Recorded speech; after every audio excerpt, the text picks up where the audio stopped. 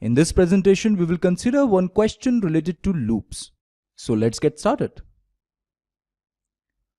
How many times will Hello World be printed in the below program? This is the program available. We need to identify how many times this Hello World will be printed on the screen. These are the options available. Is it option A, 10? Is it option B, 11? Is it option C, infinite? Or is it option D, compile time error? I will encourage you to pause the video for a while and try to answer this question on your own. As you can clearly see, I initialize this variable with the value 1024. And you can see there are weird looking expressions written inside this for loop which we haven't encountered before, right? Now we know that before this colon we have to write initialization step. After this colon we have to write condition step, and after this colon we have to write increment or decrement step. But this is totally changed. Before this colon we haven't mentioned any initialization step at all, because the initialization is done before this for loop already. So there is no need to initialize this once again over here, right? After this colon there is one condition step, but instead of writing one condition statement like I greater than equals to 0 or something like that, we have just written I. And after this colon, instead of any increment or decrement step, we have mentioned I greater than equal to 1, which is nothing but a right shift operator. Now my question is how this program will run. It is not very difficult to understand this program. Let me tell you one important point. It is not always necessary to mention all the 3 steps inside the for loop. We already know we have to mention 3 steps: initialization step, condition checking step, and then increment decrement step. Here we skip initialization step. There is no problem in skipping the initialization step, but you have to mention this colon over here. If you didn't mention this colon, then compiler won't be able to recognize that the next step is an initialization step or is it a condition checking step. So it is very important to mention this colon. You can definitely skip the steps, but you have to mention these colons. You can also skip this step, but you have to mention this colon again. This is what we need to understand. Okay? As we did initialization in the first step itself, there is no requirement of initializing this particular variable again, right? Therefore, we simply skip this step.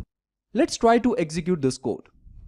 After initialization, that is I equals to 1024, we check this condition I. Now this I is replaced with 1024, right? Now we already know that condition checking step will always produce the answer as true or false. Now 1024 is a number other than 0, and we already know that number other than 0 is always treated as true. Therefore 1024 will be treated as true, and we come inside this for loop and print hello world on the screen one time, right? After printing this hello world on the screen, we come to this step, that is I greater than equal to 1. We can write this expression as I equal I greater than 1. This is a right shift operator, and we know this operator will shift all the bits towards right by 1 position. This is what we already learned in the previous lectures. Now we know what is the value of I. Right now, value of I is 1024.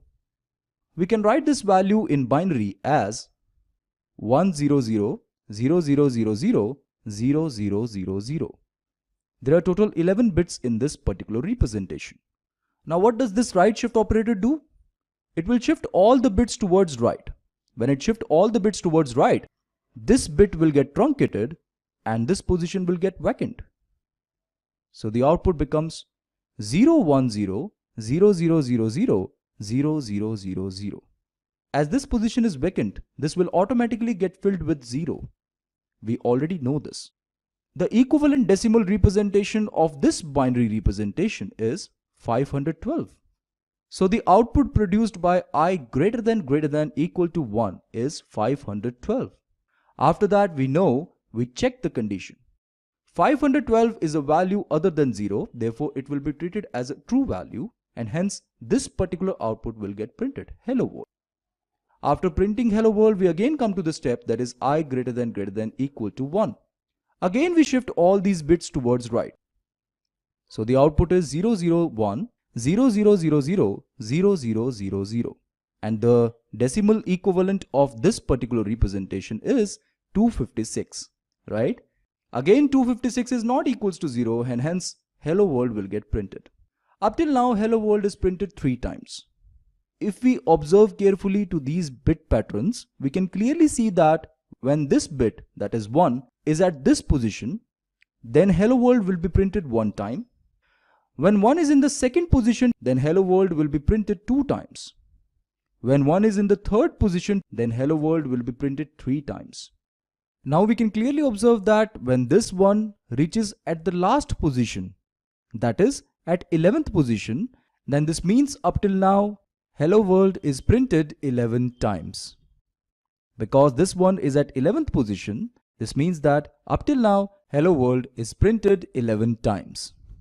When we again apply this step, that is I right shift operator 1, then 1 becomes 0 after that, right? When it is 0, then we check the condition. As 0 means false, therefore we come out of this loop and simply return 0. This means we come out of this loop and we had successfully printed hello world 11 times. Now we already know the answer. It is option B, 11.